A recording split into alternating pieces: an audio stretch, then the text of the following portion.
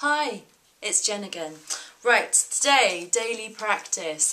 This is a brilliant one. I learned it a couple of years ago, and to be honest, I must use it every other day at least. It's called Wedge of Choice. And what this is about is giving you more choice, effectively, but in those situations where usually you'll end up having an emotional reaction and you'll speak first and then you'll go, kind of wish I hadn't said that later. Wedge of choice is a technique that you can use to gain much more control over your emotions, much more control over your thought patterns, and it builds massive amounts of self-awareness the more you use it. So I thought the easiest way to teach you this would be to use a real life example of something that happened to me last week when I used it. So basically, I'd been having some issues with my partner. So I'd been sending him lots of stuff to read about my business.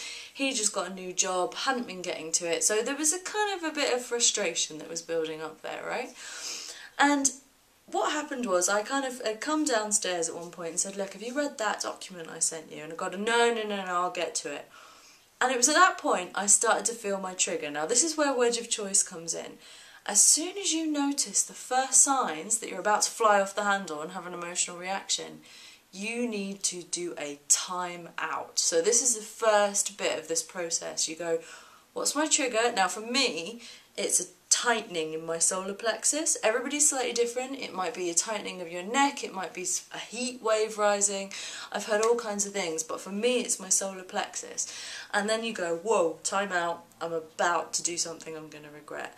And at that point, you jump outside of your body. So it's almost like in your head, you take a mental time out, jump outside and make an observation. You go, what is going on in this situation?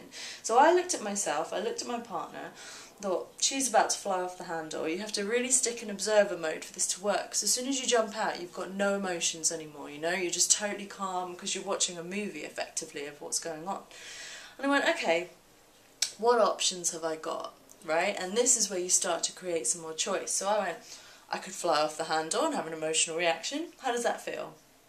Not too great really, because it feels like I'm giving my power away. I'm kind of losing control of myself, so I didn't like that one so much. What else have I got? Well, I could do nothing. I could let it simmer, I could just go back up to bed, I could, ignore it effectively. And again, I thought, how does it feel? And it's important when you come up with these choices in your time out, you assess how they feel to you. And for me, it was, that doesn't feel too great either, because essentially I'm still giving my power away. I'm not standing up for what I want, I'm not communicating the fact that I don't feel my needs are being met. And so I went, okay, hang on a minute, so what else could I do? Given that actually I'm only frustrated because I kind of feel like I'm not being valued by him and I kind of feel like I'm being pushed to the bottom of the pile.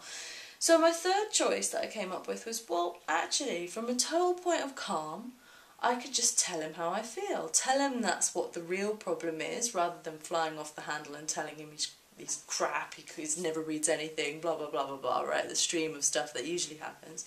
But that feels alright, actually. So I jump back in my body now, and I know that sounds like a long drawn out process, but in reality it takes seconds. The more you practice this, the quicker your options will come. And I did just that. I did version 3. I said, look, babe, this isn't working for me. This is maybe the 5th time I've asked you.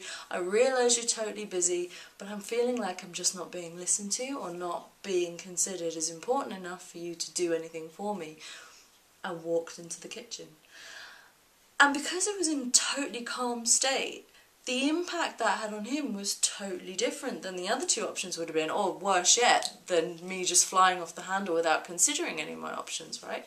And literally, lo and behold, 2 seconds later, he comes in the kitchen, apologises and said, look, I'll read it now. Yeah, I'm sorry, I've been bowled over. Of course it's important, I'll read it now. Really powerful stuff. And of course what that gave me an awareness of, as well as resolving something without any emotional tension, it gave me a real self-awareness of, actually, for me, it's important that I feel valued, and it's important that actually in these ways that I feel valued, that people take the time to listen to what I'm asking them and answer my questions. The more situations that you use this wedge of choice like this, the more insights into your personality, into your beliefs, into the way that you are interacting with the matrix and creating the life experiences that you're having, you will gain. So, enjoy, have fun. That's your daily practice for the next week or so. Practice it, practice it, practice it. And don't get dismayed if you find yourself having an emotional reaction and then you go back and do it afterwards. That still can be just as useful, and the more often you get used to it, the better you'll get. Have fun.